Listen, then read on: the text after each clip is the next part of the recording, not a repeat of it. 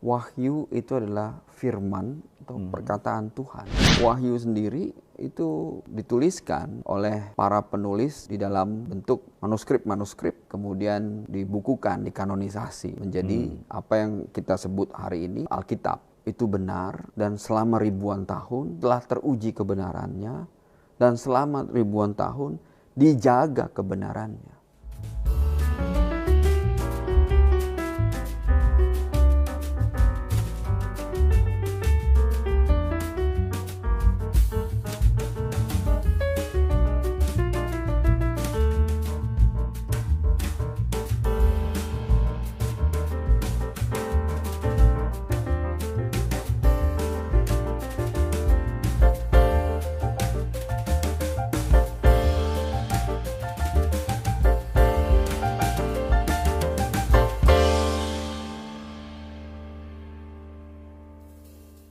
God lovers, selamat datang di Diaspora TV Talk Show.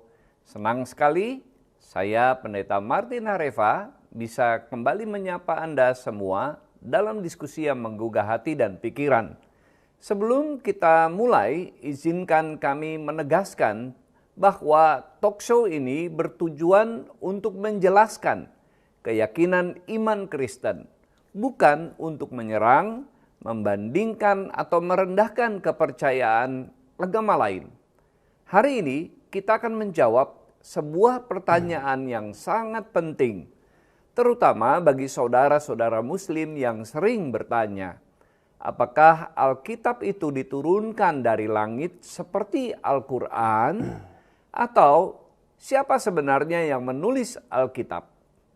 God lovers, dalam tradisi Islam, wahyu dipahami sebagai firman Allah yang diturunkan secara langsung tanpa campur tangan manusia.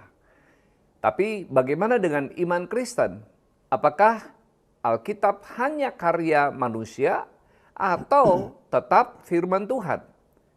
Topik ini seringkali menjadi sumber salah paham, bahkan tuduhan bahwa Alkitab telah berubah atau tidak lagi murni. Tapi benarkah demikian?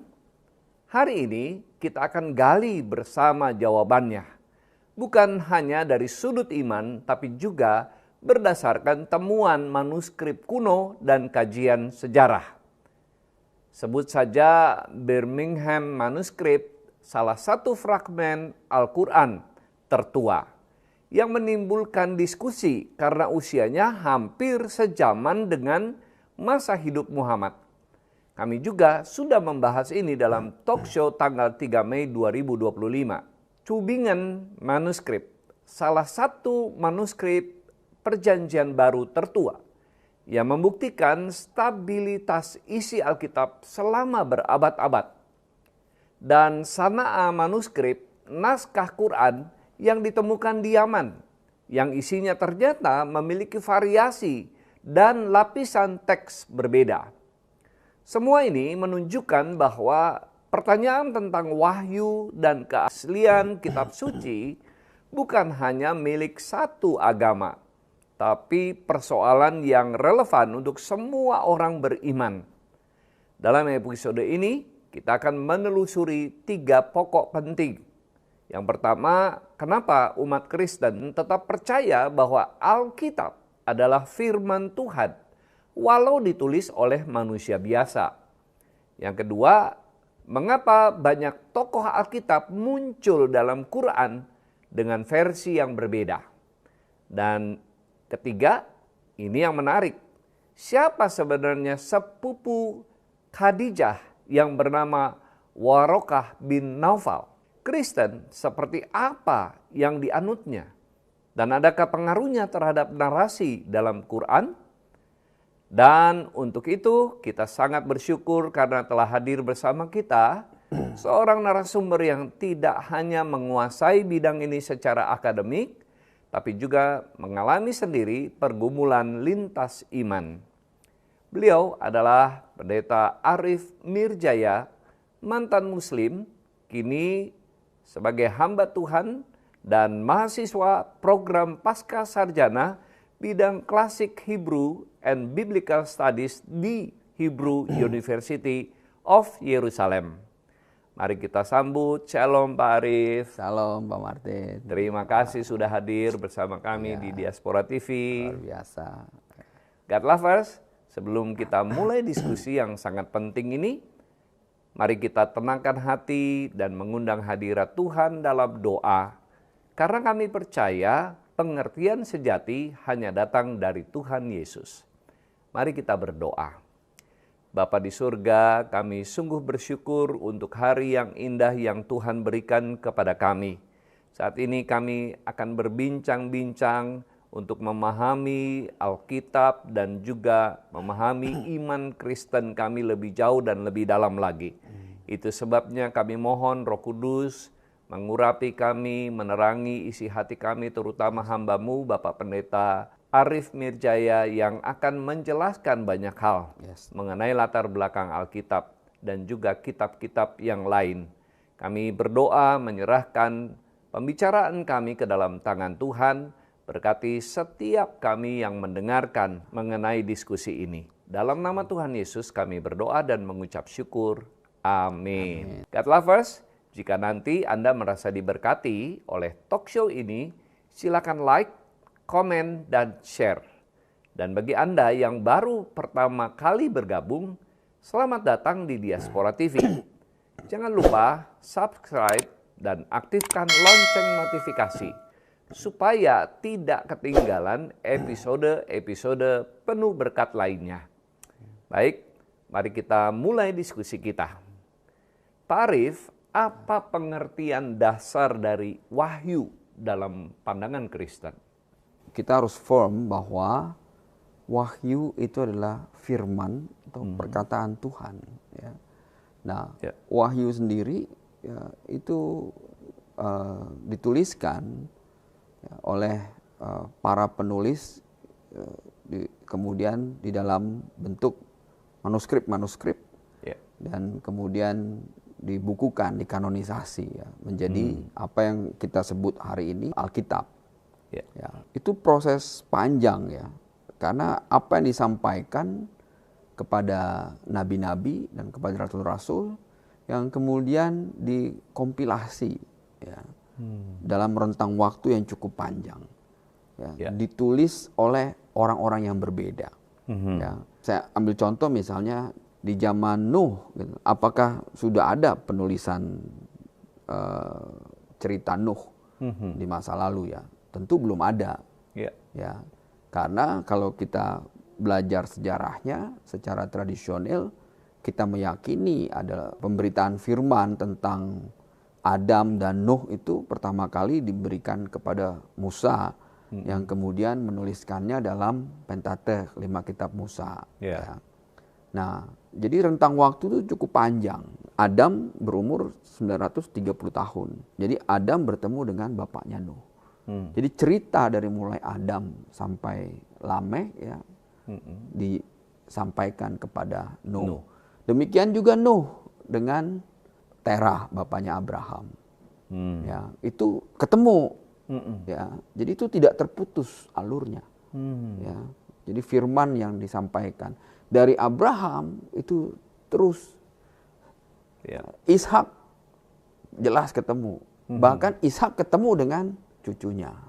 Yakub udah jelas tuh ketemu dengan cucunya tuh terus tuh, nggak terputus ya. Jadi firman atau wahyu yang diturunkan itu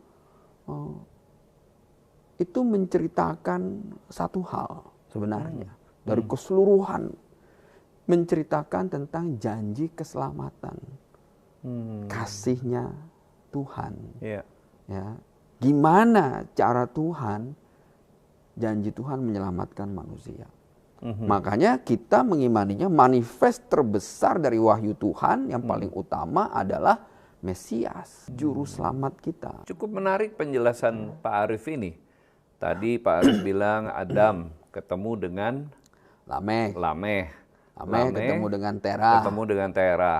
Terah ketemu lagi terus dengan keturunan yang lain. Nggak terputus. Mungkin itu alasan Tuhan dulu membuat umur manusia panjang-panjang. Oh iya, betul. Supaya diturunkan kisah ini karena belum ada alat Tradisi, tulis, literasi, dan literasi sebagainya, ya. ya. Baru tradisi bercerita. Ya, Jadi tradisi bercerita ini mengkisahkan kisah tentang kejadian di awal Adam dan Hawa sampai keturunan manusia, sampai satu saat semua sudah bisa ditulis, semua bisa direkam, semua bisa ada bukti-bukti sejarahnya, begitu ya.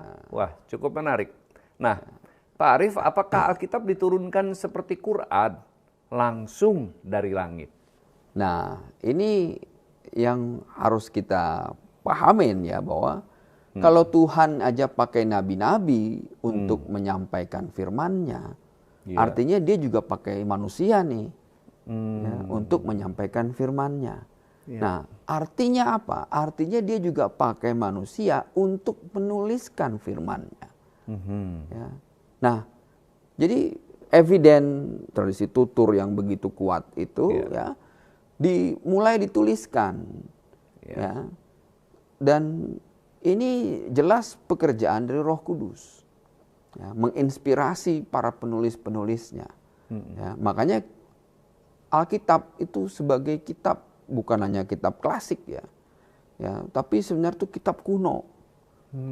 Ya, karena bahasa Paleo Hebrew juga dalam teks aslinya itu masih ada.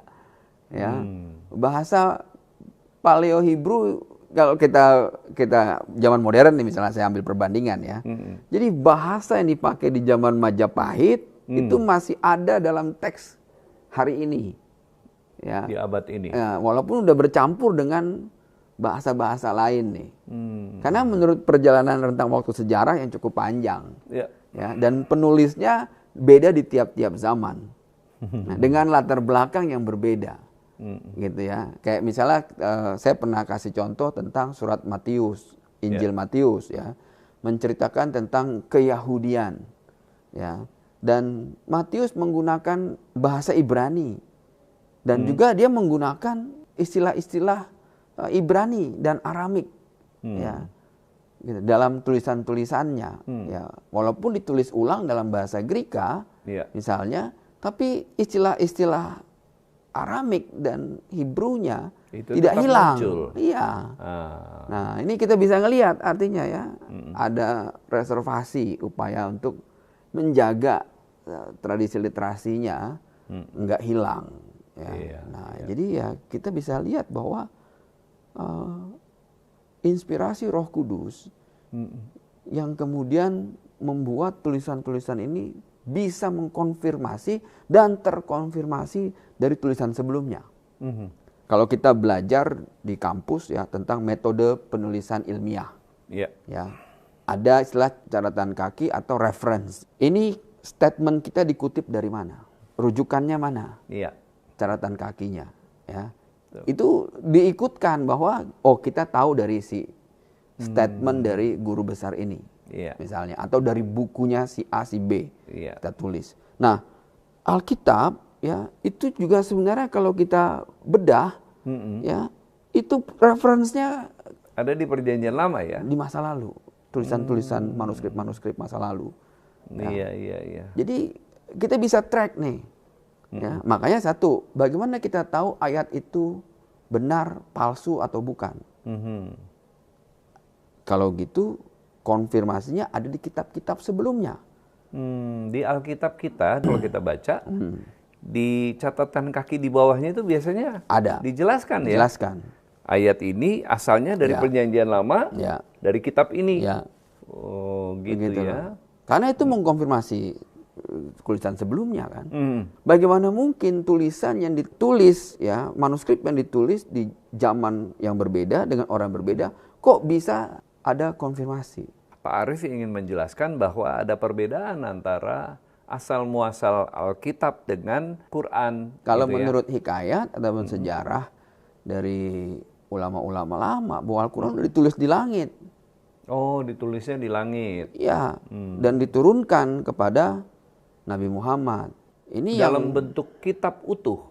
Jadi secara tradisi ya, Islam meyakini bahwa meskipun Al-Quran secara utuh di surga, namun penyampaiannya kepada Nabi Muhammad itu dilakukan pada tahun 610 Masehi itu ketika malaikat Jibril menurunkannya kepada Nabi Muhammad di Gua Hira, ya.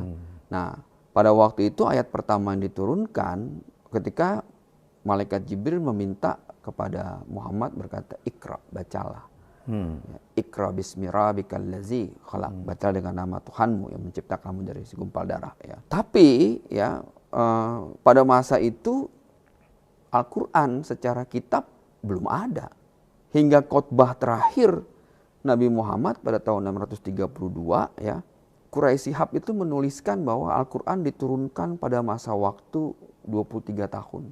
Tapi pada masa ketika Nabi Muhammad meninggal, dalam bentuk kitab juga belum ada. Waktu Muhammad meninggal, ya, dalam sebuah sanad hadis diceritakan bahwa Nabi Muhammad berkata, "Aku meninggalkan di tengah-tengah kalian dua hal." Ya.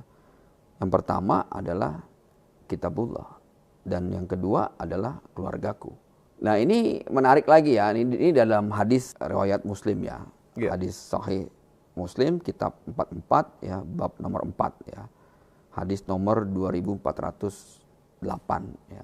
Nah, penggunaan kata kitabullah, ya, kitabah, ya, oleh Muhammad ini, Alkitab berarti benda tunggal yang disatukan, ya. Itu persoalannya adalah waktu itu belum ada kitabnya, ya, menurut sejarawan Islam nih, ya. Ya, jadi sedangkan yang diketahui bahwa proyek penulisan Al-Qur'an baru dibuat setelah itu. Ini pemahaman sejarah yang dipahami, ya, teman-teman kita di Islam dan juga sejarah modern Islam nih, ya. Dipahami bahwa di zaman Utsman lah Zaid bin Sabit ditugaskan untuk mengumpulkan tulisan-tulisan manuskrip ini. Gitu, ya. Nah, ini pendapat sejarawan Islam modern nih. Bahkan, ya, ketika Umar bin Khattab Khalifah kedua, dia menaklukkan Yerusalem tahun 638 Masehi. Kitab utuh Al-Qur'an itu dalam bentuk buku itu belum ada. Makanya di sana muncullah perdebatan dari sejarawan sekuler tentang istilah Al-Aqsa. Karena di masa lalu tidak ada istilah kata Al-Aqsa, Masjidil Aqsa, ya, belum ada. Dan Masjidil Aqsa itu belum ada di masa Umar bin Khattab menaklukkan Yerusalem. Karena yang terjadi adalah tahun 70 Masehi, Yerusalem itu rata dengan tanah. Tembok Yerusalem, tempat Bait Allah, ya, yang sekarang kubah Dome of Rock dan Masjidil Aqsa itu rata dengan tanah dulu, nggak ada. Itu karena Masjidil Aqsa posisinya aslinya adalah kandang kudanya Nabi Sulaiman. Kalau dalam sejarah, ya, kalau kita pernah ke Israel kita akan paham. Jadi 638 ketika Umar menaklukkan itu belum ada. Tapi itu kemudian ketika Zaid bin Sabit selesai mengkompilasi Al-Qur'an di zaman Utsman bin Affan, ya, kata itu muncul. Gitu, ya.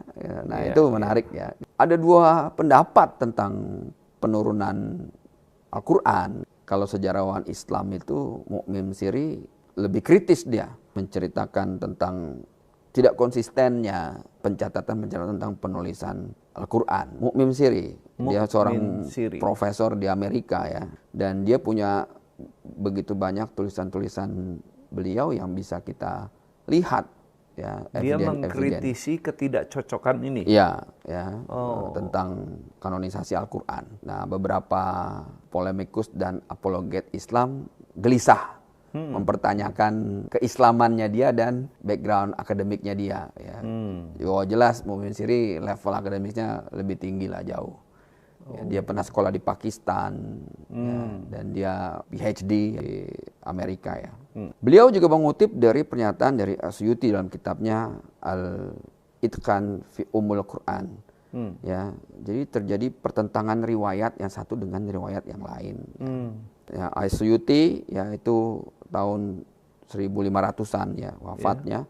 Seorang pakar Quran yang paling dihormati, ya, mengutip dari Ibnu Umar Al-Khattab. Janganlah ada di antara kalian yang mengatakan bahwa ia mendapatkan seluruh Al-Quran. Karena bagaimana ia tahu bahwa itu memang keseluruhannya. Karena banyak dari Quran telah hilang. Oleh karena itu kalian harus mengatakan, saya mendapatkan sebagian Quran yang ada. Ya, ini salah satu sejarawan ya, Suyuti ya. Dan dia orang yang sangat dihormati dalam sejarawan Islam. Imam Suyuti menceritakan juga tentang Ubay bin Ka'ab, seorang sahabat Muhammad ya, terkenal meminta salah seorang muslim ya berapa ayat yang ada dalam surat Al-Ahzab katanya. Katanya 73 ayat katanya. Kemudian Ubay mengatakan dulunya jumlah ayatnya hampir sama dengan surat Al-Baqarah, yaitu sekitar 286 ayat. Kok jadi tinggal 73 ya. Termasuk tentang perajaman ya. Laki-laki itu bertanya, apa ayat perajaman? Ubay mengatakan, ya, jika laki tua atau wanita melakukan zina, rajam mereka sampai mati. Tapi udah nggak ada ayat itu. Ya, hilang di kemudian hari. Ya, dianggap hilang ya. Nah, jadi kita bisa ngelihat nih ya, kalau kita berani out of the box ya, tentang proses penulisan Al-Quran. Ya, dari riwayat yang diterima Abu Bakar yang memerintahkan penulisan kanonisasi Al-Quran ya. Nah, riwayat tersebut diterjemahkan dari Abdullah bin Fadalah ya, dari Abu Ishaq ya, meriwayatkan ketika Umar mengumpulkan teks Al-Quran, dia bertanya, siapa yang paling ahli dalam bahasa Arab? Wah, ini menarik ya. Dan mereka menuju kepada Sa'id bin As. Umar pergi kepada Sa'id dan berkata, siapa yang paling baik di antara orang-orang? Kemudian Sa'id merujuk kepada Zaid bin Sabit. Kemudian Umar berkata, kalau begitu silahkan Zaid mendikte, Zaid menuliskannya. Jadi ada upaya penulisan Al-Quran. Ya. Ini yang harus diperjelas. Jadi nggak jatuh dari langit ya. Makanya menarik ketika kata kitabah. Sejarah ini menjelaskan bahwa Al-Quran juga ditulis manusia. Oh begitu ya. Oh iya ternyata kan. Mau diterima apa enggak nih? Riwayat-riwayat ini silahkan aja, kalau nggak mau diterima ya ditentang saja sudah. Ya. Nah ini menarik ya. Nah jadi kita bisa ngelihat ya, kemudian mereka membuat 4 naskah ini mushaf ya, dikirim ke Kufah, Basrah, Suriah dan ke Hejaz ya. Nah tapi 2 riwayat yang lain tidak menyebut nama Abu Bakar. Dalam riwayat hadis Bukhari ya disebutkan bahwa ide penulisan Quran justru berasal dari Zaid bin Sabit. Ya, bukan dari Umar, bukan juga Abu Bakar. Jadi Imam Al-Bukhari bahkan menulis bahwa Zaid bin Sabit berkata, Abu Bakar mengutusku waktu pertempuran Yamamah. Karena telah banyak korban Said dan para sahabat, aku menjumpai Umar bin Khattab. Ya, ada bersamanya. Abu Bakar mau memulai, tapi Umar langsung berkata kepadaku, di pertempuran Yamamah, kematian paling parah menimpa para pembaca Al-Quran. Dan aku takut itu akan menimpa lagi dengan jumlah yang sama. Ya. Kalau kita berperang, alhasil banyak dari Al-Quran itu bisa hilang. Oleh karenanya pendapat bahwa kamu perlu mengetuai pengumpulan Al-Quran. Abu Bakar kemudian mengatakan, aku telah berkata kepada Umar, bagaimana bisa kita melakukan yang tidak pernah Nabi lakukan? Jadi Nabi nggak pernah menuliskan Al-Quran itu juga. Nah, karena ada hadisnya juga. Ya, jangan menuliskan apapun dariku kecuali firman Allah katanya. Nah, jadi ini nggak ada sunahnya. Abu Bakar nggak berani gitu ya. Dalam riwayat yang dari Sahih Al-Bukhari ya. Nah, jadi kita bisa lihat, belajar bahwa memang ada upaya penulisan. Peranan manusia ada juga di dalam penulisan. Tapi yang paling parah adalah Utsman bin Affan kemudian membakar manuskrip-manuskrip asli tadi. Oh, ya. Kalau di kita manuskrip-manuskrip itu nggak kita bakar, ya.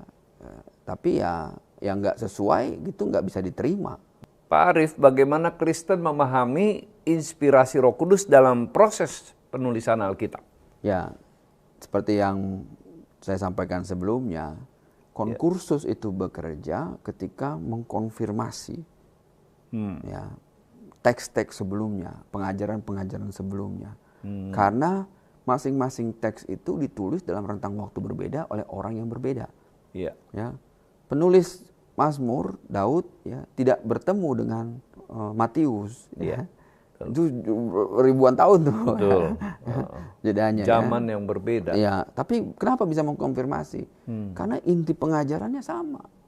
Dan itu dijaga oleh Roh Kudus. Itulah peranan Roh Kudus di situ ya. Ya, gitu loh. Menjaga bahwa manifest terbesar dari firman Tuhan yang paling utama, yang tertinggi adalah keselamatan. Dan itu adalah Mesias, dan itu adalah Kristus. Ya. Itu gitu loh. Makanya Jadi itu Roh Kudus memberi inspirasi, menjaga supaya ini terkoneksi. ya. Ya. Nah, karena the whole meaning ya dari semua azas tertinggi itu apa? Ya keselamatan. Nggak ada lagi yang lain. Ya. Kemudian jika Alkitab ditulis oleh manusia, apa yang membuatnya tetap dianggap firman Allah? Pertama karena iman kita, ya, bahwa itu benar dan selama ribuan tahun telah teruji kebenarannya dan selama ribuan tahun dijaga kebenarannya. Gitu ya. Yang tidak sesuai itu otomatis akan tersisih. Yang pengajaran atau firman tidak sesuai, yang karangan manusia, ya, itu pasti punah. Dengan sendirinya hilang dari peredaran ya. Ya, pasti punah. Gitu. It's just a matter of time aja. Tapi karena hakikat dari firman Tuhan itu kekal. Jadi ketika itu dituliskan pun dari pertama kali sampai terakhir itu nggak akan berubah. Gitu. Dan itu udah teruji nih rentang waktu sejarah ya sampai hari ini. God lovers, dari sini kita mulai melihat perbedaan mendasar antara cara pandang Islam dan Kristen terhadap wahyu. Tapi pertanyaannya, kalau Kristen mengakui Alkitab ditulis manusia, apakah ada kemungkinan penyimpangan? Baik Pak Arief, apa itu bidat dalam sejarah gereja dan mengapa penting dibahas? Ya, bidat adalah pengajaran-pengajaran yang menyimpang, yang tidak sesuai dengan hakikat dan inspirasi Roh Kudus. Kenapa saya katakan begitu? Karena ada banyak pertentangan, ya, yang kemudian itulah yang disebut sebagai intervensi manusia yang menyimpang. Ya. Banyak sekali teks-teks bidat itu ya yang kemudian diyakini sebagai kebenaran oleh banyak orang ya. Tapi nubuatan tentang pengajar-pengajar palsu itu sudah disampaikan oleh Yesus sendiri. Ya, bahwa akan muncul dari dalam kalian akan muncul pengajar-pengajar nabi-nabi palsu ya. Rasul Paulus juga udah mengingatkan juga ya, nanti akan muncul pengajar-pengajar nabi-nabi palsu. Nah, itu yang terjadi ya, sampai bidat-bidat itu akhirnya menciptakan kelompok-kelompok ya yang masih banyak juga bertahan selama ribuan tahun sampai hari ini. Walaupun minoritas ya. Gitu ya, minoritas gitu ya. Tapi salah satu pengaruh bidat yang paling besar itu adalah pengajaran Arianisme, Nestorian, yang turunannya adalah sekte Ebionite. Inti ajarannya apa ya Pak Arief? Arianisme itu dari Bishop Arius, ya, yang pertama kali muncul sekitar tahun 350 ya, Masehi ya, atau 350 Masehi ya. Nah, pada waktu itu memang ada intervensi kekuasaan terhadap gereja di masa itu, ya, sehingga itu istilah, makanya Kristen itu diadopsi jadi sebuah agama, ya, oleh kerajaan Romawi, ya. Nah, lalu kemudian ada intervensi politik, ya, dengan munculnya doktrin-doktrin yang mengkultuskan raja sebagai wakil Tuhan di bumi, ya. Lalu muncul lagi doktrin ibu Tuhan, Theotokos. Nah, itu mengalami sebuah kritik. Nah, kritik itu kemudian memunculkan skisma, perpecahan, ya, pengajaran ya. Arianisme itu cukup berpengaruh di gereja timur dulunya. Ya, jadi sekarang tokohnya adalah seorang bishop, seorang pemimpin gereja juga. Ya. Dia mulai mengatakan bahwa Yesus bukan Tuhan. Masih bertahan sampai abad ini? Arianisme masih ada, Masih ya? masih kuat. Mungkin yang hari ini jejaknya bisa kita lihat di Saksi Yehova, tidak mengakui Yesus sebagai Tuhan. Lalu juga ada Nestorian setelah itu, 400-an Masehi ya muncul ya, bahwa Yesus adalah subordinat dari Tuhan. Subordinat Lebih rendah, jadi lebih rendah dari Tuhan. Ya. Iya. Nah, jadi bahwa salah satu pengajarannya, dia mencoba brainwash pemikiran kita. Yesus berkata bahwa aku adalah pokok anggur katanya. Dan Bapak pengusahanya. Iya. Dia bilang, kalau gitu nggak mungkin Bapak cuma punya satu pokok anggur. Ya, dia pasti punya banyak pokok anggur. Salah satunya aja Yesus katanya. Ya, pokok anggur yang lain itulah nabi-nabi katanya. Itu ya. Jadi Yesus disejajarkan dengan nabi-nabi dan Iya, rasul. hanya utusan, ya kan? Jadi subordinat dari Bapak, ya. Nah, pengajaran itu bisa kita jumpain, ya. Nah, lalu ada lagi turunannya, itu sekte Ebonite. Sekte Ebonite itu sekte yang berkembang di Jazirah Arab, ya, Arab Utara dan Selatan, ya. Karena pada waktu itu ketika munculnya sekte-sekte ini juga mereka mengalami penganiayaan dari gereja mainstream pada waktu itu. Ya, jadi dianiaya, dikejar-kejar, bahkan dibunuh. Ya. Tokoh-tokohnya diperangin, ya. Nah, sampai akhirnya banyak kemudian pengikut-pengikutnya itu mengungsi. Apakah pengungsian mereka itu sampai ke wilayah Arab sebelum masa Islam? Iyalah, jelaslah itu sampai gitu. ke di Hejaz itu, di Yatrib ya, itu sudah ada komunitas-komunitas sekte-sekte Yahudi dan sekte-sekte Kristen yang lari dari penganiayaan, ya. Salah satu sekte Ebonite, ya. Iya. Juga di Aman, ya, Iya. di Jordan, ya, juga di Baghdad, ya, sudah ada lari mereka. Bahkan salah satu penginjil dari sekte Ebonite yang terkenal di kalangan Islam itu adalah Warokah bin Naufal. Begitu. Ciri khasnya dari sekte Ebonite adalah pertama menolak mengakui Yesus sebagai Tuhan.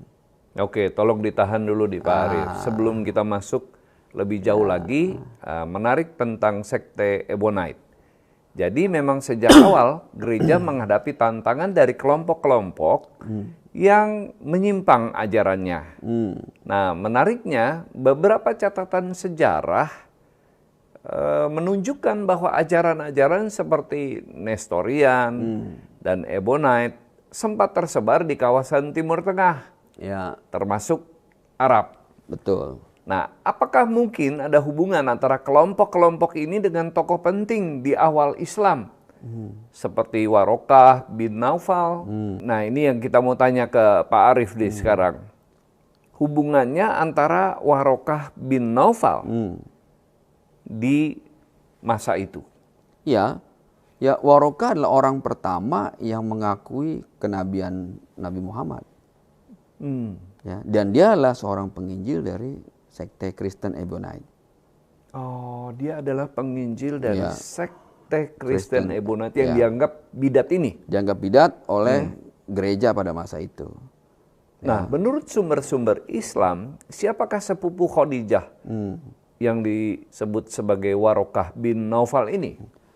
Ya, kalau secara silsilah, ya, memang dia berasal dari Hejaz, ya.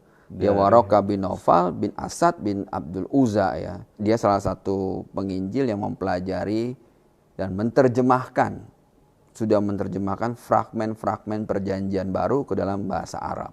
Jelas bahwa dari sumber sejarah Islam sendiri bahwa upaya penerjemahan itu sudah dilakukan oleh Warokah, ya, itu dalam hadis riwayat Muslim, ya, itu dituliskan, ya. Kemudian dalam Sirah Nabawiyah juga itu dituliskan, ya, bahwa Warokah berusaha menerjemahkan itu, ya, ke dalam, sudah melakukan bahkan, ya, dalam bahasa Injil, dalam bahasa manuskrip Arab. Ya, bukan utuh, ya, ya. Ya, dan ini Injil bidat. Injil bidat. Penggalan-penggalannya, manuskrip-manuskripnya ke dalam bahasa Arab, ya. Juga di dalam hadis ya, Sahih Bukhari, Sahih Muslim menceritakan tentang itu. Nah, menurut referensi sejarah Islam juga, Warokah lah yang menikahkan Muhammad dengan Khadijah. Pertanyaannya, mereka menikah dengan cara apa? Berarti Khadijah ini Apakah secara Quraisy? ah, Ya, sedangkan waktu itu menikahnya Muhammad dengan Khadijah, Muhammad belum jadi nabi untuk orang Islam. Islam secara agama belum ada. iya. Ya. Sejarahnya, nah, Dia baru Muhammad itu nabi dulu di umur pedagang 40 tahun, ya. Sedangkan dia menikah di umur 25. Jadi dia nabi menikah umur 40. dengan tradisi apa, saya tanya kalau begitu. Sesuai Sementara dengan hukum Islam, pemahamannya fikih Islam belum Barokah. ada. Ya kan? Iya. Itu harus diteliti kalau begitu, ya kan? Nah, Khadijah agamanya apa? Karena dia sepupunya Warokah. Warokah. Menurut dia teks-teks historis, dia juga penganut sekte Ebionite. Oh, Kristen yang sesat ini. Ya, yang dianggap sesat oleh gereja mainstream di masa lalu. Ya, karena apa? Karena menolak mengakui Yesus sebagai Tuhan. Iya. Dan menolak semua pengajaran Paulus. Dan menyatakan diri kembali kepada hukum Taurat. Ya, gitu. Nah ini ya yang menarik gitu ya. Nah, jadi sangat terikat dengan perjanjian lama kalau begitu. Oh iya, Ibnu Ishaq itu menuliskan dalam Sirah Nabawiyah ya. Warokah memang punya hubungan yang kuat dengan pengajaran-pengajaran dan doktrin-doktrin dari sekte Ebonite yang mau kembali kepada perjanjian lama. Dan mereka menolak mengakui Isa Al-Masih sebagai Tuhan. Oh, gitu ya, ini sekte sangat ini ya. menarik ini sejarahnya ya. Nah, disebut sebagai penganut Kristen, bahkan dia penginjil dari sekte Ebonite, Warokah ini. Ya, Nah, tapi aliran atau bentuk kekristenan seperti apa yang diyakini Warokah menurut sumber-sumber sejarah, Pak Arief? Ya, menurut sumber sejarah seperti saya bilang ya, dia dari sekte Ebonite. Sektenya Ebonite Ya, yang dianggap sesat oleh kekristenan. Ya, menolak mengakui Yesus sebagai Tuhan. Lalu menolak doktrin Ibu Tuhan. Menolak semua pengajaran Paulus. Oh, tiga ini. Lalu mau kembali kepada hukum Taurat. Kembali ke hukum Taurat. Nah, kalau kita baca ya di dalam Sirah Nabawiyah, juga dikutip dalam kitabnya Imam Abu Bakar Al-Baihaqi, ya. Nah, itu dituliskan bahwa Warokah berkata, berbahagialah, kemudian berbahagialah. Aku bersaksi bahwa kau adalah orang membawa kabar gembira oleh putra Maryam. Ini perkataan Warokah kepada Nabi Muhammad. Ya, sesungguhnya kau seperti namus ya untuk Musa, Jibril kepada Musa. Sungguhnya kau adalah nabi yang diutus. Sungguhnya kau akan diperintahkan untuk berjihad setelah harimu. Setelah diangkat jadi nabi maksudnya ya. Andai aku masih bertemu masa itu, sungguh aku akan berjihad bersamamu. Ini perkataan Warokah tentang kepada Nabi Muhammad. Yang dikutip dari Sirah Nabawiyah dalam tulisannya Imam Abu Bakar Al-Baihaqi ya, Dalail Al-Nubuwah. Apakah ini diyakini sebagai penahbisan Muhammad oleh Betul, Warokah? karena dia yang pertama ya Mengatakan itu. Warokah itu menjadi jembatan antara kekristenan dengan Islam, sehingga menganggap bahwa ada keterhubungan dari Isa Al-Masih ya, sebelumnya adalah Musa alaihissalam dan Muhammad gitu ya. Apakah ada kemungkinan nabi-nabi di dalam Alkitab ini juga ada di dalam Al-Quran, tapi dalam versi yang berbeda? Apakah ini ada hubungannya? Kalau secara teks ya, karena referensi sejarah Islam mengatakan Warokah sudah menerjemahkan perjanjian baru dan perjanjian lama ke dalam bahasa Arab. Kemungkinan manuskrip-manuskrip itu sudah ada. Oh. Ya, kemungkinan ya. Tapi kita belum punya eviden tentang ini ya. Yang kita lihat hari ini adalah misalnya Birmingham Text. Ya. Itu sudah ada sekitar 40 tahun sebelum Nabi Muhammad dibaiat oleh Warokah jadi nabi. Itu adalah teks Quran yang diyakini tertua karena carbon datingnya itu antara tahun 568 sampai 640-an Masehi. Muhammad dibaiat itu menjadi nabi itu sekitar 610 Masehi ya. Nah, kita bisa lihat ya bahwa kalau betul Nabi Muhammad itu lebih tua 2 tahun sebelum Nabi Muhammad lahir atau 40 tahun sebelum kenabian Muhammad, berarti ada upaya penulisan terjemahan Injil Bidat ke dalam bahasa Arab. Ini evidence sejarah nih ya, yang kita nggak mau mengatakan apakah itu benar, tapi ini hipotesis jadinya. Sudah ada teks itu sebelum Al-Quran jadi buku. Kalau dalam sejarah kita bisa lihat bahwa ternyata memang ada keterhubungan. Yang menulis ini dalam bahasa Arab adalah Warokah bin Naufal. Kemungkinan yang terhubung dengan Muhammad melalui sepupunya yaitu Khadijah.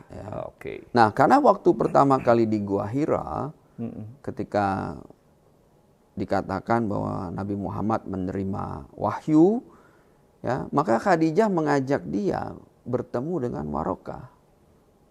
Ya, Warokah lah yang mengkonfirmasi itu. Nah, ini dalam hadis ya, sekali lagi dalam Sirah Nabawiyah juga diceritakan ya. Ibnu Ishaq pernah berkata, Khadijah binti Khawalid bercerita kepada Warokah bin Naufal bin Asad bin Abdul Uzza. Dia adalah anak pamannya, seorang Nasrani yang sungguh-sungguh mengikuti kitab-kitab dan orang berilmu di kalangan manusia. Apa yang diceritakan pembantunya Maisarah kepadanya tentang perkataan seorang pendeta bahwa ia melihat Muhammad selalu dinaungi oleh 2 malaikat. Warokah bin Naufal pun berkata, jika ceritamu itu benar, wahai Khadijah, sungguhnya Muhammad adalah nabi umat ini. Ini Warokah yang konfirmasi ya. Sungguhnya aku telah mengetahui bahwa ada nabi nantikan untuk umat ini. Inilah waktunya ya. Al-Tirmizi juga meriwayatkan bahwa Rasulullah SAW berkata, aku melihat Warokah bin Naufal dalam mimpi. Dia mengenakan baju putih, dan jika dia termasuk ahli neraka, dia tidak akan mengenakan baju putih. Ya. Tapi dibantah hadis ini lemah sanadnya. Ada Utsman bin Abu Rahman, tapi hadis ini tersebut dikuatkan dengan perkataan Rasulullah SAW berikut ini. Aku melihat pendeta, maksudnya adalah Warokah, dia mengenakan baju sutra. Karena dia adalah orang pertama yang beriman kepadaku dan membenarkanku. Itu dari Imam Abu Al-Khisam. Ya, dalam perkataan Nabi Muhammad ya, dalam Sirah Nabawiyah ya. Nah, jadi ini kita bisa lihat ya. Nah, bahwa dalam riwayat lain ya, ini diceritakan ya kepada kami, Yahya bin Bukhair berkata telah menceritakan kepada kami Al-Laits dari Uqail, dari Ibnu Syihab ya, dari Urwah bin Az-Zubair, dari Aisyah ibu kaum mukmin, bahwasanya dia berkata, permulaan wahyu yang datang kepada Rasulullah SAW adalah mimpi yang benar dalam tidur. Ya. Dan tidaklah beliau bermimpi kecuali datang seperti cahaya subuh. Ya. Kemudian beliau dianugerahkan kecintaan untuk menyendiri. Lalu beliau memilih Gua Hira untuk bertahanut, yaitu ibadah di malam hari. Lalu kemudian waktu dia menerima ya, sampai akhirnya datang Al-Haq saat beliau di Gua Hira. Malaikat datang seraya berkata, bacalah. Beliau menjawab, aku tidak bisa baca. Iqra bismi rabbikal ladzi khalaq ya. Nah, maka malaikat itu memegangku dan memelukku sangat kuat, kemudian melepaskanku dan berkata, bacalah. Beliau menjawab ya, aku tidak bisa baca. Jadi Muhammad lagi mengatakan dia tidak bisa baca. Maka malaikat itu memegang lagi, memelukku sangat kuat, kemudian melepaskan dan berkata, bacalah. Beliau menjawab, aku tidak bisa baca. Tiga kali ya. Malaikat itu mengganggu kembali dan memeluk untuk ketiga kalinya dengan sangat kuat. Lalu melepaskan dan berkata, bacalah dengan menyebut nama Tuhanmu yang menciptakanmu. Dia telah menciptakan manusia dari segumpal darah.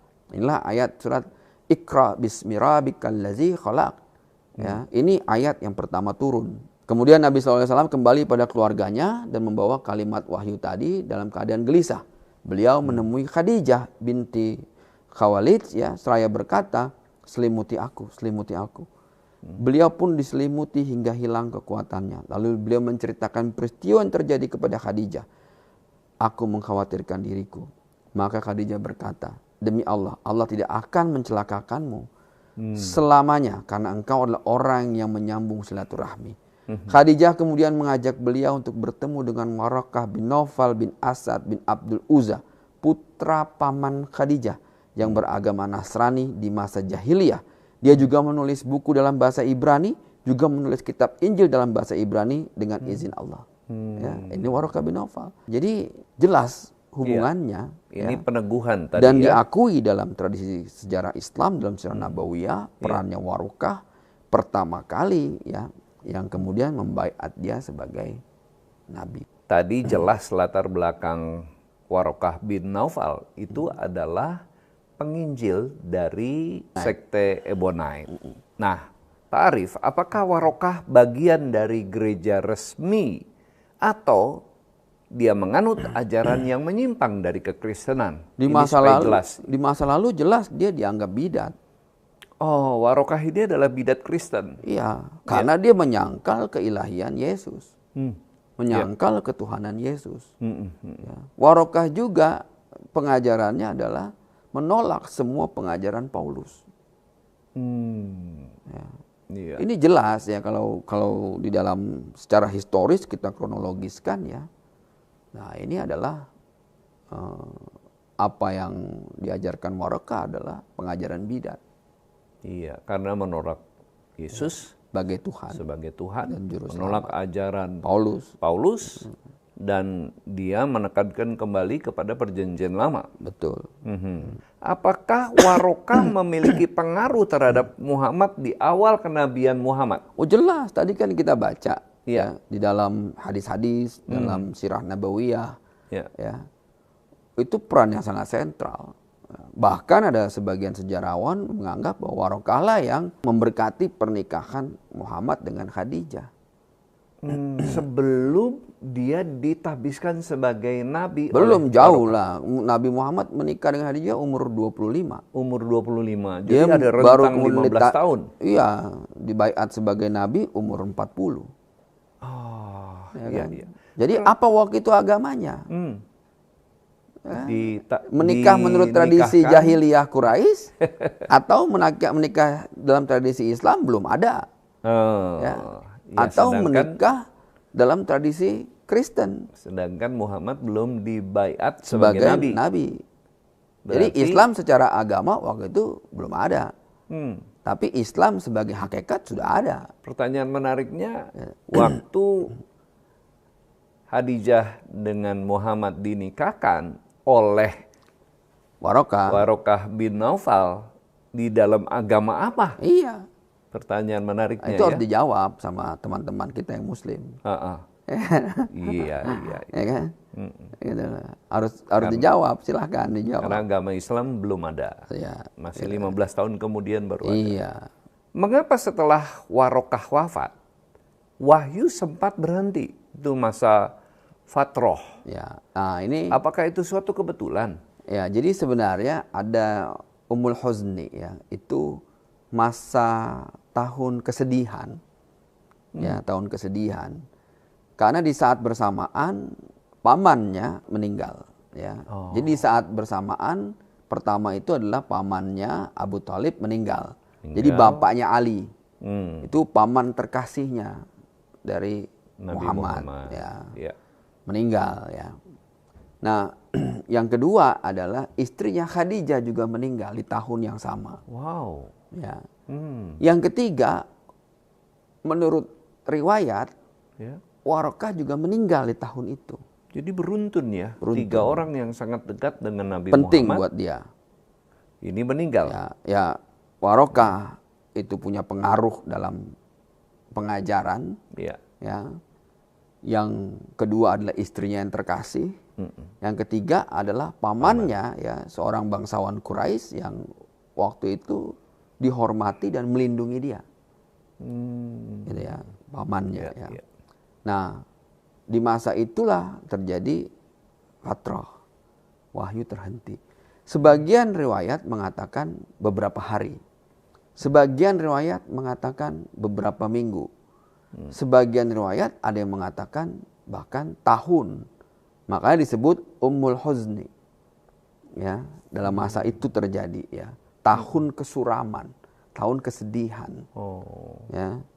Itu yang terjadi ya. Nah, kalau secara hipotesis bisa jadi karena Nabi Muhammad adalah nabi yang buta huruf ya. Menurut kesaksian tadi ya. Iya, gitu. Sehingga kalaupun ada manuskrip yang ditinggalkan oleh Warokah ya, yaitu manuskrip yang dia terjemahkan dari tulisan-tulisan dari bahasa Aramik atau bahasa Ibrani ke dalam bahasa Arab ataupun Yang sebaliknya. sumbernya dari Injil.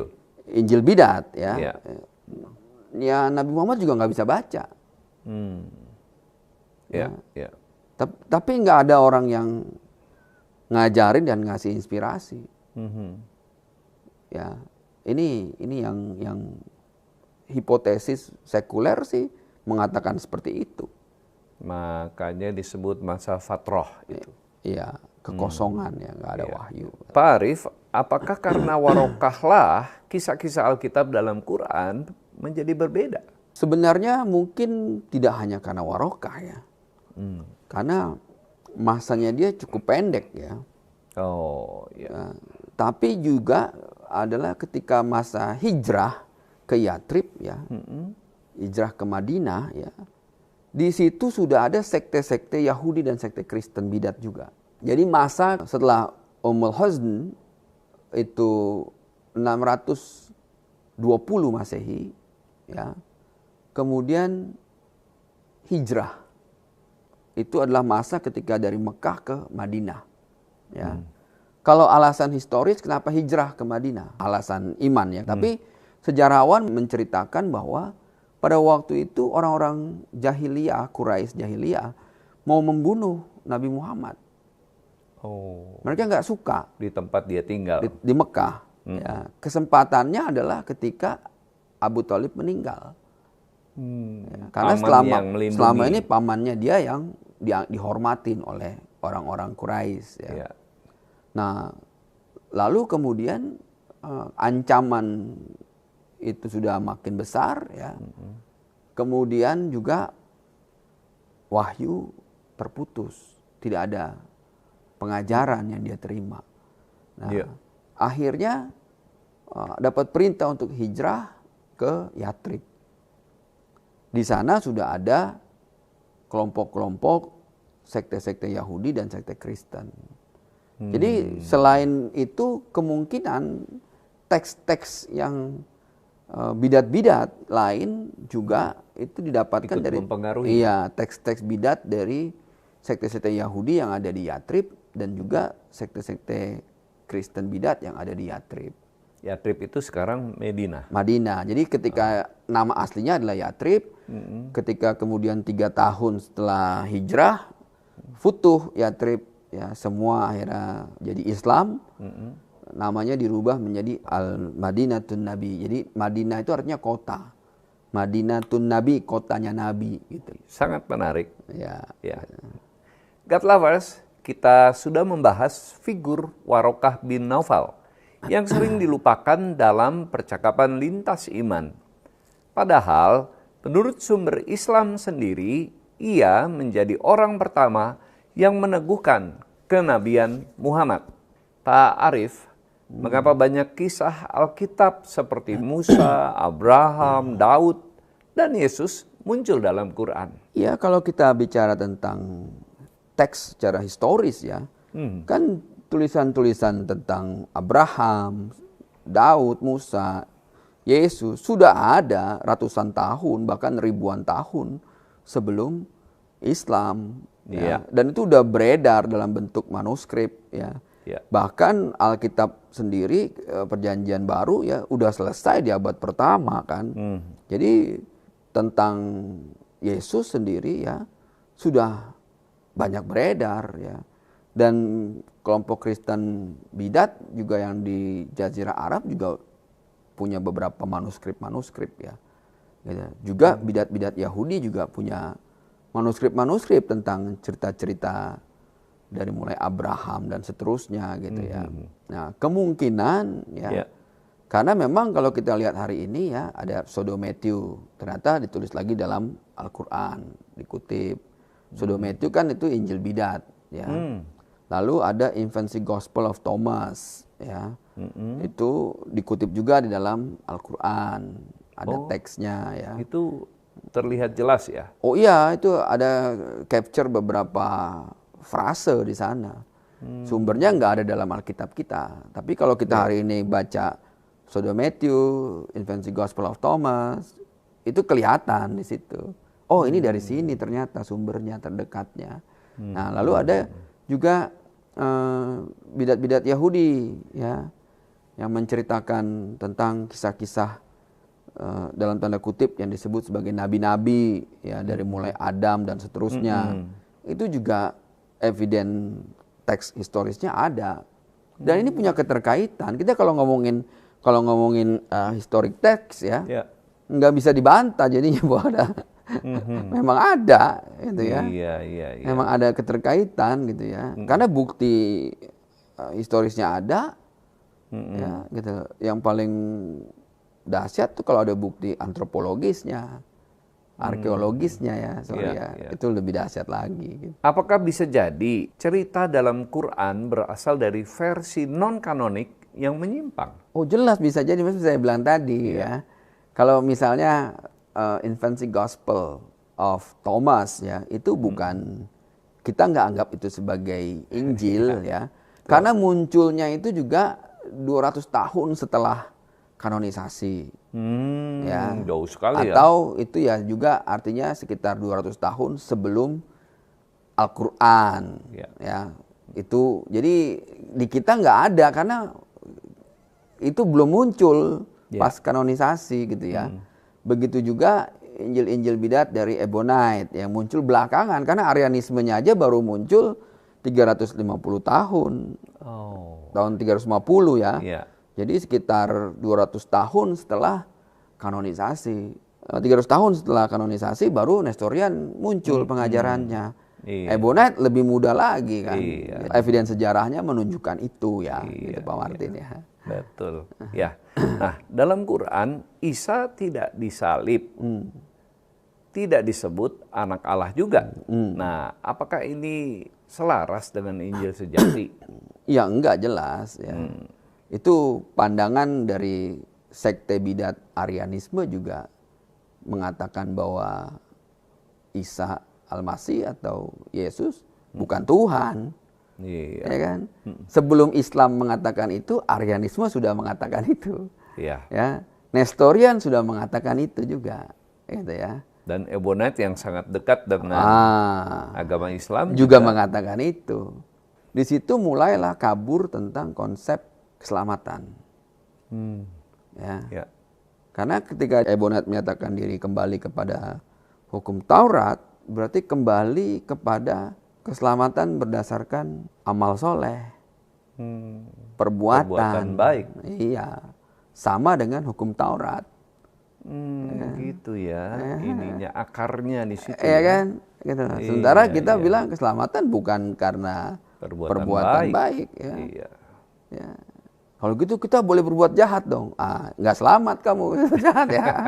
Karena perbuatan baik aja enggak, apalagi karena berbuat jahat. Nggak bakal selamat. Ya. Bingung lah mereka kan. Terus karena apa keselamatan? Karena anugerah. Kasih karunia. Itulah disebut rahmat Allah. Kasih sayangnya Allah. Sangat menarik. God lovers, kita lihat bahwa ada pola yang menarik dari kisah-kisah yang serupa tapi tak sama. Ini membuat kita bertanya, sumbernya dari mana? Injil sejati atau versi yang tidak resmi atau bidat-bidat itu tadi? Untuk menelusurinya, mari kita beranjak ke dunia manuskrip. Ada beberapa penemuan penting yang layak diperhatikan seperti manuskrip Birmingham, Tübingen, dan juga Sana'ah. Nah, Pak Arief bisa dijelaskan kembali apa itu Birmingham manuscript dan mengapa itu penting? Ya, the Birmingham manuscript itu ada di Universitas Birmingham di Inggris ya. Nah, setelah dilakukan penelitian, ternyata carbon datingnya itu menunjukkan bahwa dia itu ditulis antara tahun 568 sampai 640-an Masehi. Artinya apa?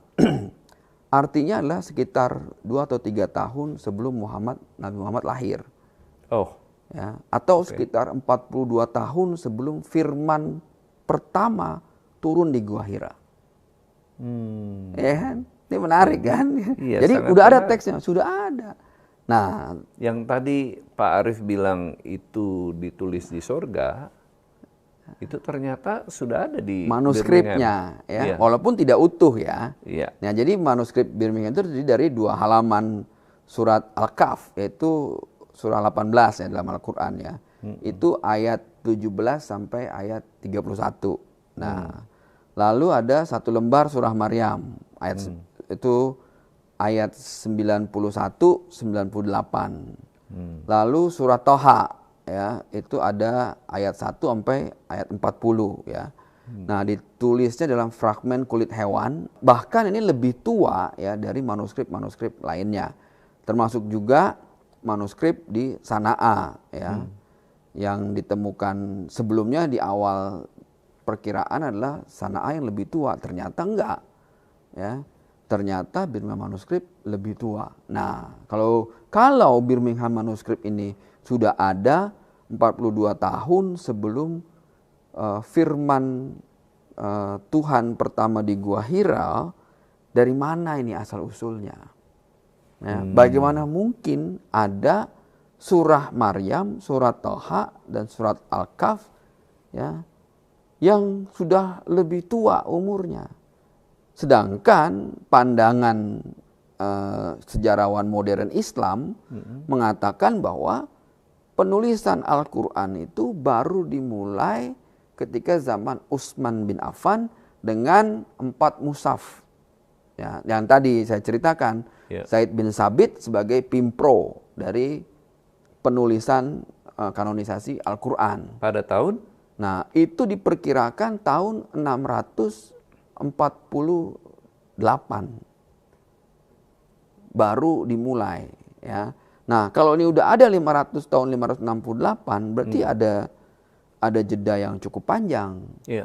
Ya. Makanya tadi kita bahas bahwa ketika Umar bin Khattab menaklukkan Yerusalem tahun 638 Masehi, kitab buku Al-Quran itu belum ada.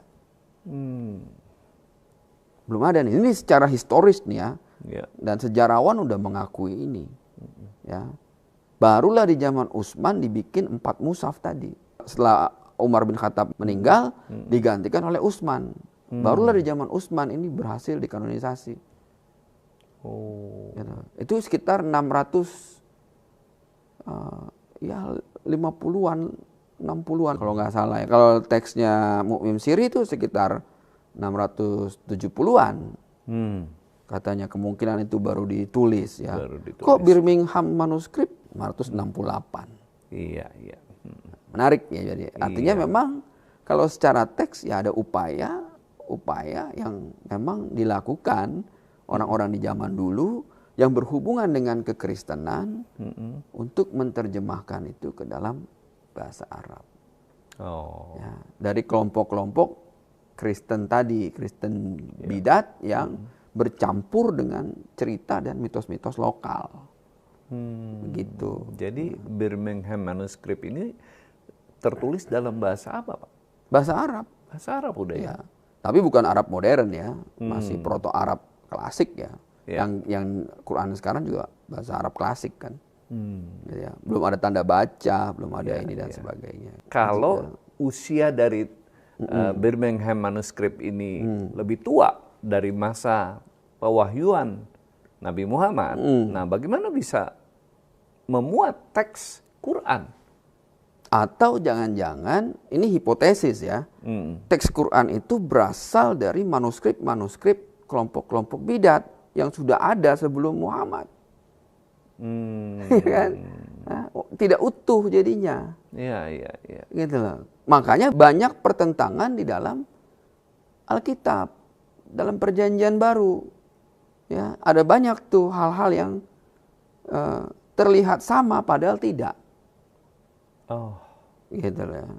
Iya. Ya, terutama tentang apa? Keselamatan.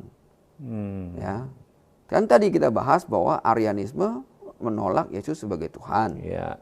Nestorian juga, Yesus adalah subordinat. Ya. Ebonite juga menolak itu. Makanya, sedangkan pengajaran Paulus kita dalam perjanjian baru bahwa keselamatan itu dilakukan lewat penebusan Mesias. Ya. Ya, makanya kemudian Mesiasnya harus mati, ya, disalibkan menanggung dosa manusia. Ya, tapi itu kan ditolak oleh Ebonite. Makanya dikatakan nggak heran kalau kemudian teks Ebonite menulis bahwa Yesus tidak mati. Karena karya keselamatan itu bukan lewat kematian Mesias. Yesus tidak menjadi sentral keselamatan. Tidak menjadi sentral keselamatan. Iya. Keselamatan itu kembali kepada hukum Taurat, mengerjakan amal soleh. Iya. Itu. Nah, Pak Arief bisa tolong dijelaskan apa perbedaan antara Birmingham, Tübingen, dan Sanaa manuskrip? Ya, ini timing pertama, ya, masalah waktu ya. Jadi carbon dating itu menunjukkan bahwa Birmingham paling tua, ya, pertama, ya, 568 Masehi. Tübingen itu carbon datingnya 649 Masehi. Nah, terdiri dari surat Al-Isra, ya, surat 17, ya, sebagian ayat 35 dan 36, nggak utuh ya. Surah Yasin ayat 57, ya, dan ditulis dalam bahasa Kufi. Bahasa Kufi itu bahasa yang ada di Timur Tengah yang memang predate dari bahasa Arab. Sebelum ada bahasa Arab, ya. Nah, sedangkan kalau Sanaa manuskrip, ya, itu juga lebih menariknya lagi ada upaya penghapusan. Ketika dikasih ultraviolet, ya, dalam palimpsest itu ditemukan ada bekas hapusan ayat, ada penulisan ulang di atasnya. Oh. Gitu ya. Dan itu ditemukan di Sanaa dan juga tidak utuh. Ya, hanya fragmen-fragmen tadi, ya. Nah, ini 3 yang tertua yang ditemukan, ya. Dan yang paling lengkap memang The Birmingham manuskrip. Yang paling lengkap, ya, yang paling banyak. Paling banyak. Ya. Nah, sekali lagi, ya, ini tidak utuh nih, ya. Bukan tidak mungkin di kemudian hari orang menemukan lagi teks-teks yang lebih tua lagi. Bukan tidak mungkin, ya. Iya. Seperti juga orang menemukan the Dead Sea Scroll. Ya. Iya. Jadi kita bisa lihat nih nanti nih, ya, perkembangan sejarah ini masih dinamis, ya. Iya, Pak Arief. Apa itu palimpsest dalam manuskrip Sanaa? Dan apa maknanya bagi keutuhan teks Quran? Palimpsest Sanaa itu adalah manuskrip yang ditemukan di Sanaa, yaitu ibu kota Yaman, ya. Ketika mereka merenovasi rumah ibadah dan menemukan itu di langit-langitnya. Ini masjid kuno, ya. Dan kemudian ternyata itu adalah fragmen-fragmen di early text of the Quran, ya. Pada awalnya itu sebelum Birmingham diketemukan, ya, manuskrip-manuskrip itu dianggap sebagai manuskrip tua, ya, palimpsest tua yang dimiliki oleh Islam, ya, yang menceritakan sebagian teks dari ya hanya beberapa ayat dari Al-Quran, ya. Nah, itu menjelaskan tentang upaya penulisan Al-Quran di masa-masa awal. Nah, di situ dalam Sanaa manuskrip itu, palimpsest itu, kita bisa lihat bahwa itu ditulis 2 kali tuh teksnya. Jadi ada upaya menghapus terus ditulis ulang dalam palimpsest itu. Ada, ya, bekasnya, ya. Ada bekasnya karena jadi waktu di scan dengan ultraviolet dan sinar X, ya, kelihatan ada tumpang tindih tulisan. Ya. Itu, iya. Tapi masih diperdebatkan apakah itu upaya penghapusan atau merubah ayat atau, ya, itu karena tidak ada kertas, ya. Sayang kalau dibuang. Sayang kalau dibuang, akhirnya dihapus kemudian ditulis di atasnya. Nah, jadi itu masih hipotesis apakah itu upaya rewriting, penulisan ulang, atau upaya penghematan kertas gitu ya. Gitu, jadi itu masih ada beberapa tafsiran ya. itu. God Lovers, temuan-temuan ini membuka ruang refleksi bahwa teks-teks kuno tidak selalu final sejak awal. Tapi bagaimana dengan proses kodifikasinya? Untuk itu, di segmen terakhir kita akan membandingkan proses penyusunan teks Alkitab dengan proses kodifikasi Quran di masa Khalifah Utsman. Pak Arief, apa yang dilakukan Khalifah Utsman dan komite 12 orang dalam penyusunan mushaf Quran? Proyek penulisan Al-Quran dalam historis ya, memang yang paling kuat adalah di masa Utsman. Karena di masa Utsman itulah muncul mushaf itu ya, 4 mushaf tadi ya. Ini Khalifah kedua? Khalifah ketiga. Oh, ketiga. Ya, Abu Bakar, Umar, dan Utsman bin Affan ya. Nah, Ibnu Sirin dalam bukunya menuliskan bahwa Utsman memutuskan membukukan Al-Quran dan dia memutuskan membentuk komite dari 12 orang. Baik dari kalangan Quraisy maupun dari kalangan Ansor. Ya, di antara mereka ada Ubay bin Ka'ab, Zaid bin Sabit ya. Dan itu ada di dalam Ibnu Sa'ad dalam kitab At-Tabaqat ya. Diceritakan ya. Nah, kemudian Ibnu Asakar juga dalam bukunya History of Damascus itu mengisahkan kisah dari Zaid bin Sabit bahwa Utsman memerintahkan 12 orang tersebut untuk mengumpulkan fragmen-fragmen Al-Quran. Ya. Nah, kemudian membukukannya menjadi satu mushaf. Ya. Dalam sebuah khotbah, Utsman mengucapkan bahwa umat sekarang telah mengalami perpecahan karena perbedaan bacaan Al-Quran.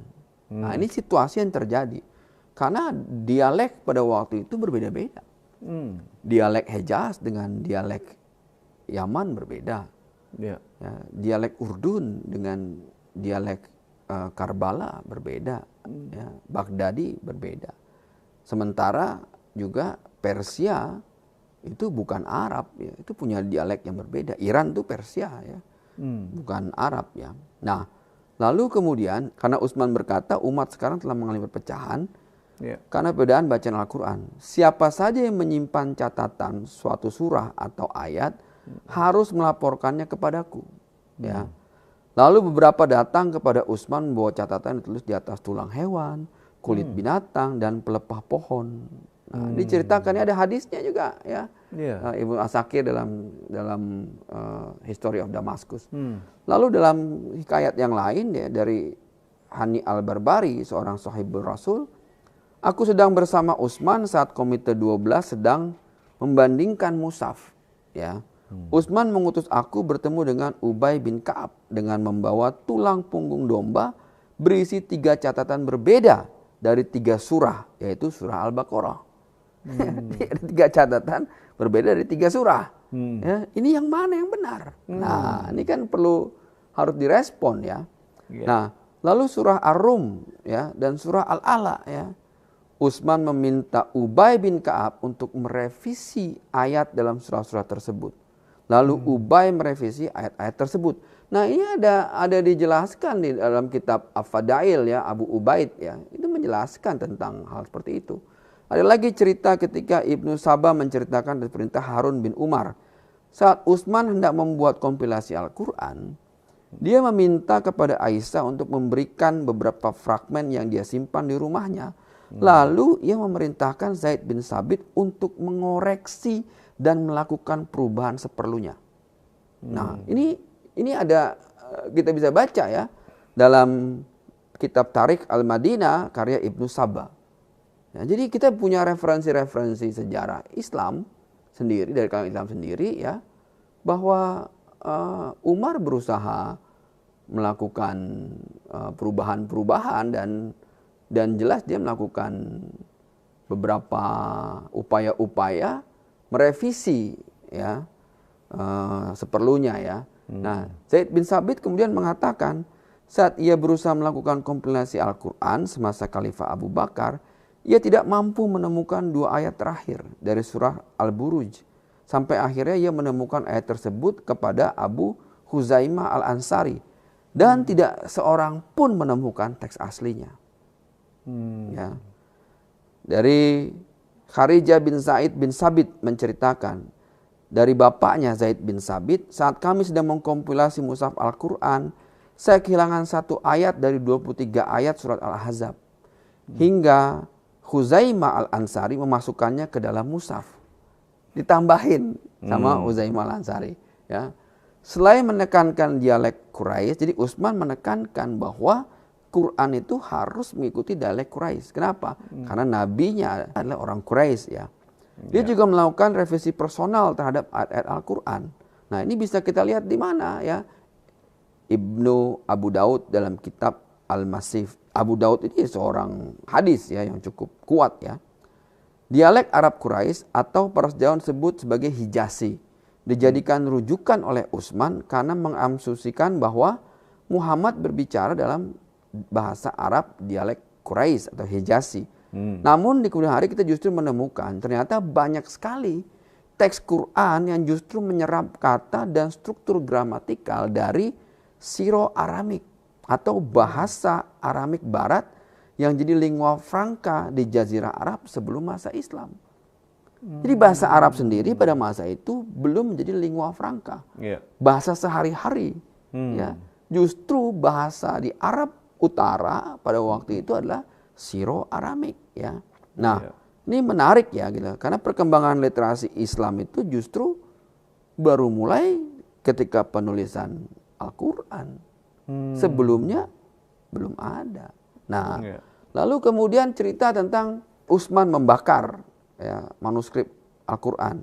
Nah, dia berkata, sangat tidak baik jika umat memegang manuskrip asli Al-Quran. Itu akan menyebabkan kebingungan dan perpecahan. Nah, ini dalam Abu Ubaidah dalam kitab Al-Fadail dan Ad-Dani dalam kitab Al-Mughni. Ini dituliskan sejarahnya ya. Fakta-fakta di atas ya itu menjabarkan bahwa proses penulisan Al-Quran ya, dalam sejarah teks itu sebenarnya ya cukup bermasalah.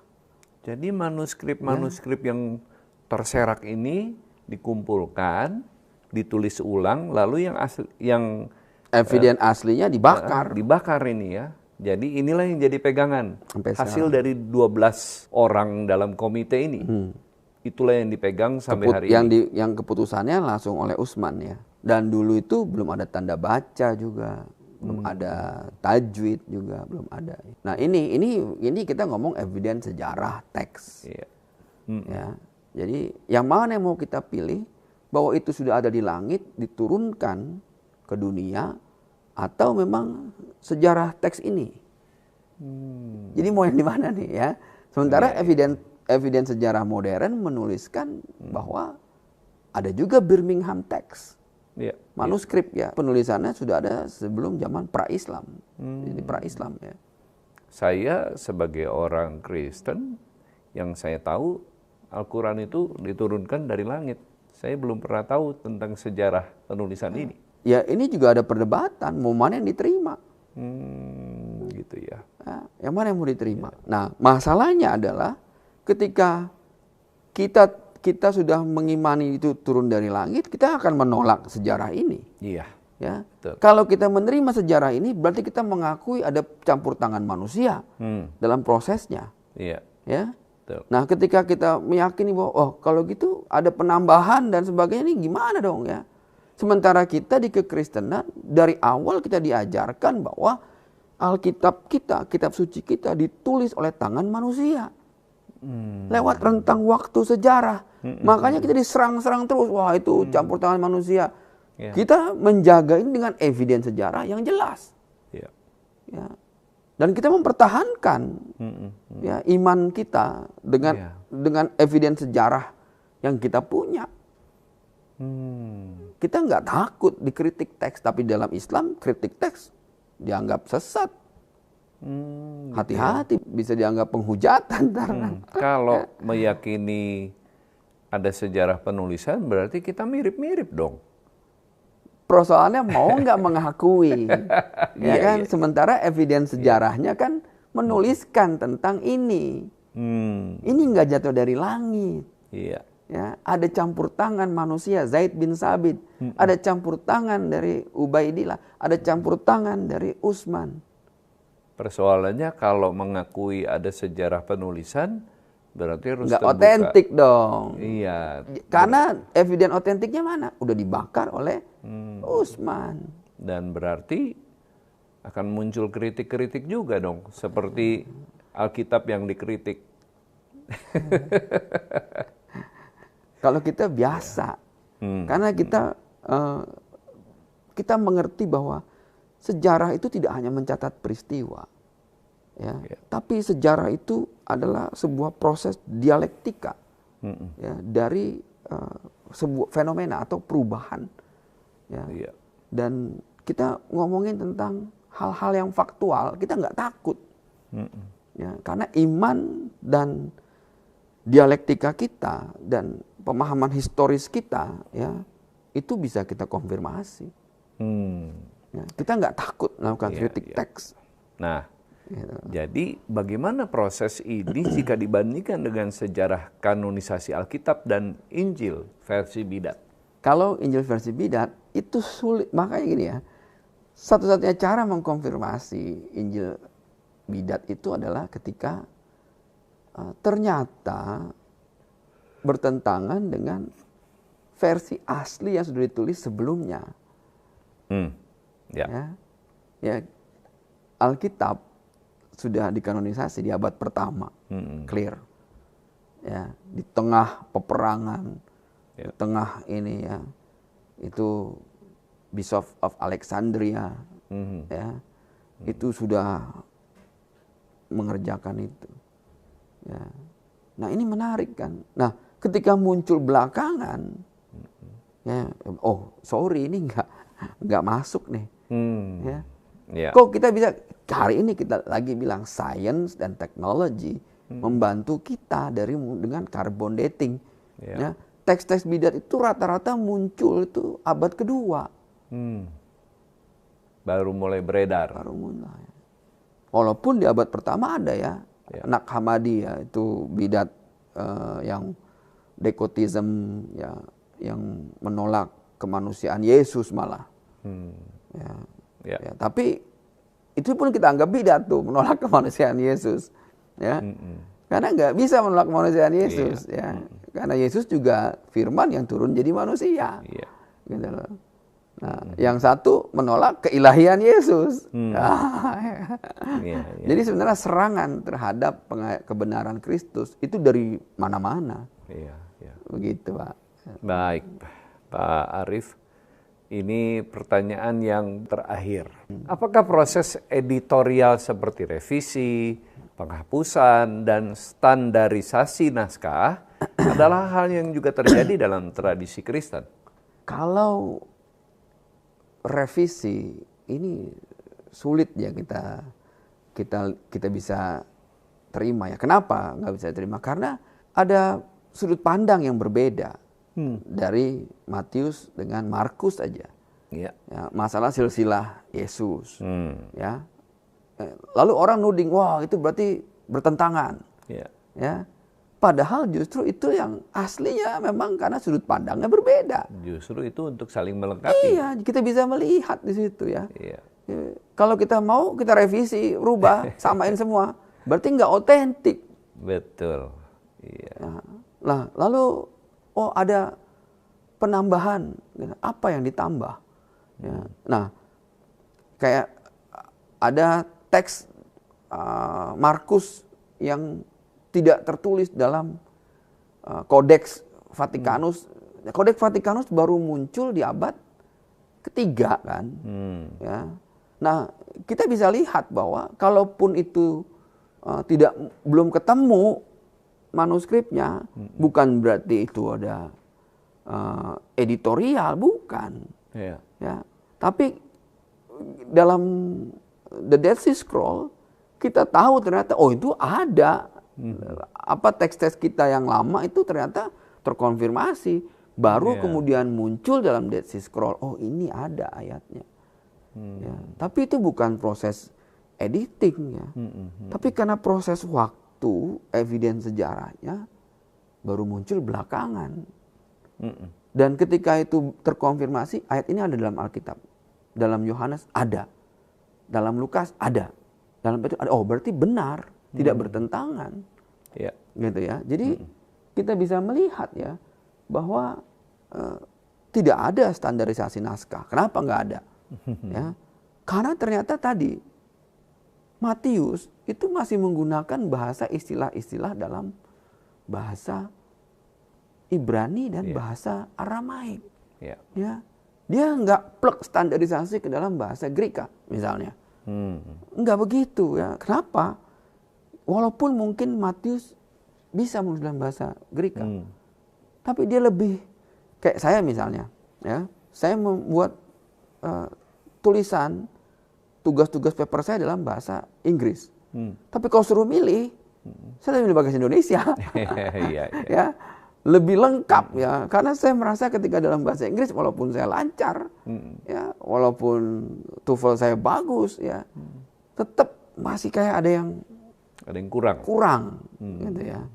Akhirnya cross check terus nih, terus apa nih yang nggak sesuai gitu. Ya. Lebih nyaman pakai bahasa Lebih ibu. nyaman, ya. Akhirnya itulah yang terjadi dalam, makanya nggak ada standarisasi. Kok bisa teks Aramik ada di sini? Kok bisa teks ini ada di sini? Ya. Kalau standarisasi terjadi semua harus sama nih. Iya. Strukturnya, tata bakunya, ya ditulis ulang tadi. Iya. Kemudian nanti teks aslinya Matius itu kita bakar aja. Itulah standarisasi.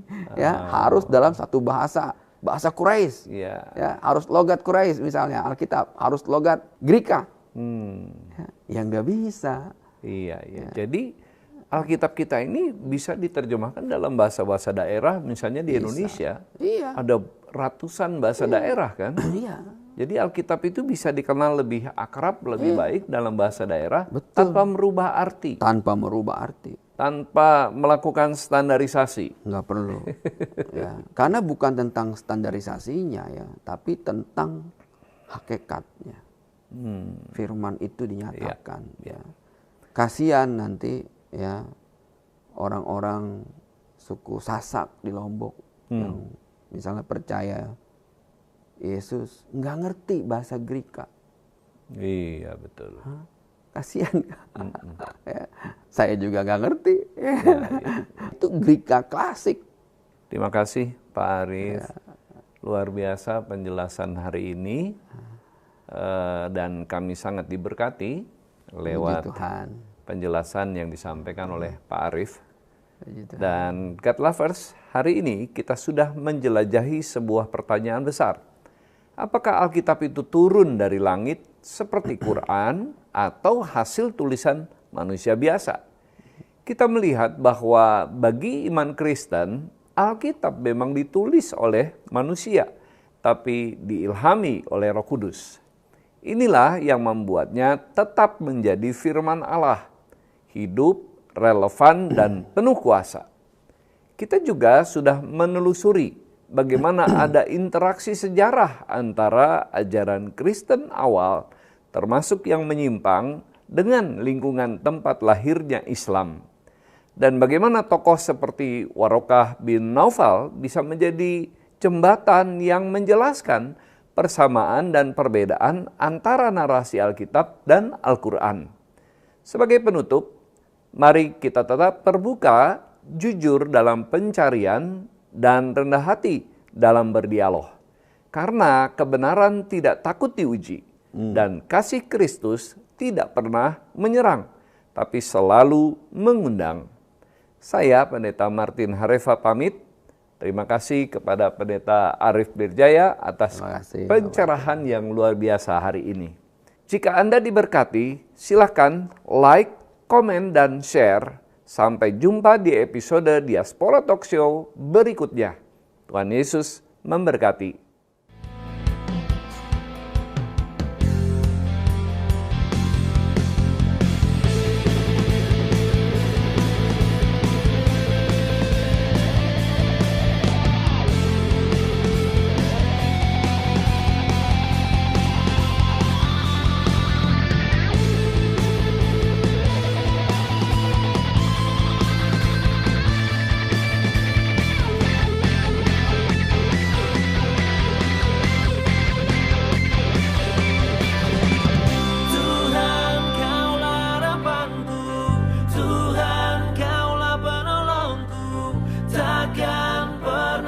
biarkan aman selalu.